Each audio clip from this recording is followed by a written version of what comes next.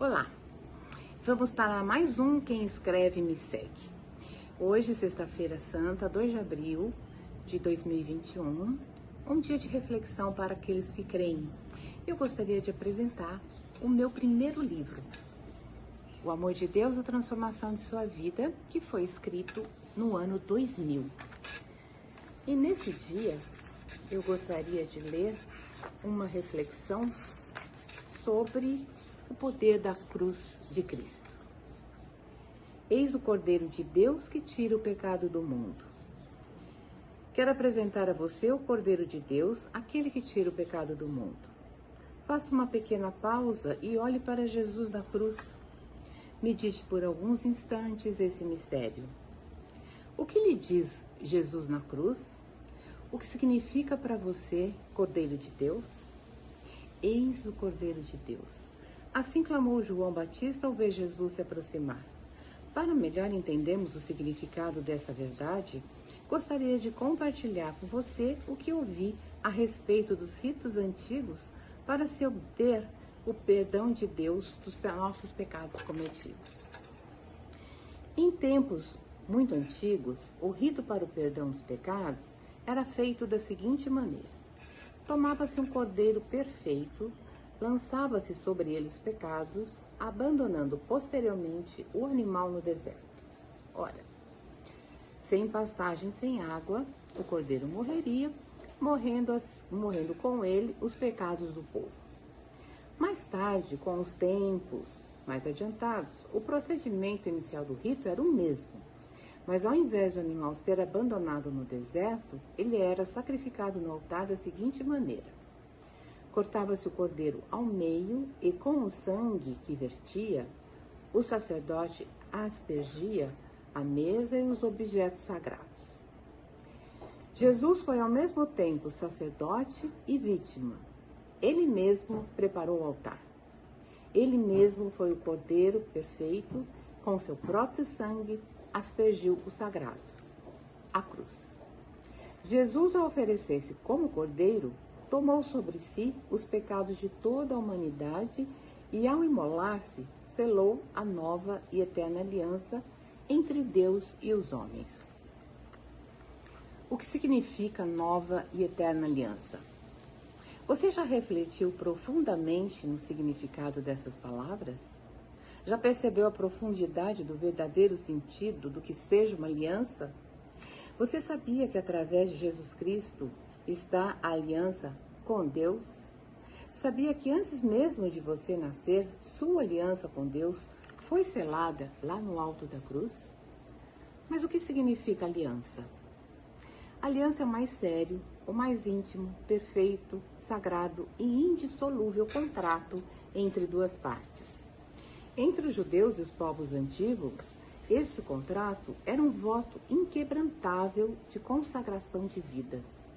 Ao selar uma aliança, 3 requisitos eram importantes: amor, fidelidade e proteção. Quem quebrasse a aliança seria digno de morte. As alianças eram seladas entre famílias, comércios e pessoas.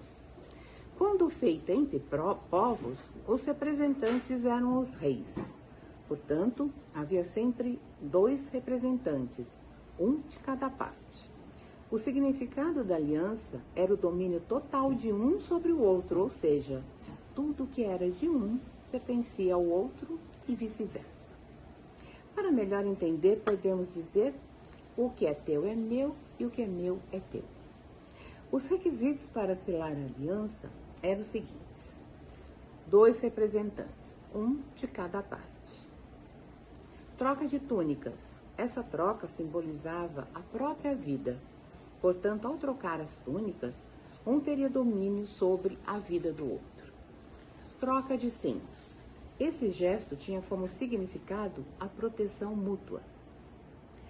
Corte nos pulsos. O corte nos pulsos ou nas mãos tinha a finalidade de misturar o sangue dos representantes.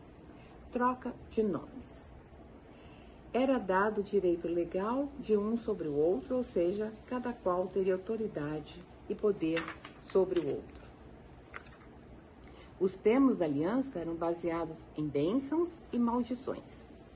Os que quebrassem a aliança seriam amaldiçoados, dignos da morte. Holocausto. Oferecia-se um cordeiro perfeito em holocausto como rito final. Batiam o cordeiro ao meio e o sangue vertido era salpicado numa árvore. Aliança entre Deus e os homens. Aliança é oferecimento de um ao outro. O homem, em sua pequenez, nada tem a oferecer a Deus, a não ser a sua vida e seus pecados. Deus, porém, tem tudo, pois é o Criador de todo o universo, mas por amor às suas criaturas, quis selar uma nova aliança conosco. Jesus, sendo Deus e homem, foi o representante de ambas as partes, a divina e a humana. Jesus, num gesto de infinito amor, representou de um lado Deus e de outro lado o homem. Somente ele, o Verbo encarnado, poderia oferecer-se a Deus em aliança, pois era um homem perfeito como Deus. Portanto, estava de um lado Deus e de outro Deus. Dessa maneira, a aliança teria também uma nova conotação. Seria eterna, porque Deus é eterno. Foi o próprio Deus quem fez estes termos da aliança. Jesus vestiu nossa túnica, ou seja, nosso corpo, ao fazer-se homem. Vestiu nosso cinto, doando-nos sua proteção. Lançou sobre si mesmo nossos pecados. Fez-se maldito para que pudéssemos experimentar as bênçãos do seu santo nome. Cortou seus pulsos com os cravos e manteve a cicatriz para que o homem lembrasse que estava em aliança com ele. Ele fez também a troca de nomes. Nosso sobrenome é Filho de Deus. Ele próprio ofereceu-se em holocausto e aspergiu seu sangue no madeiro.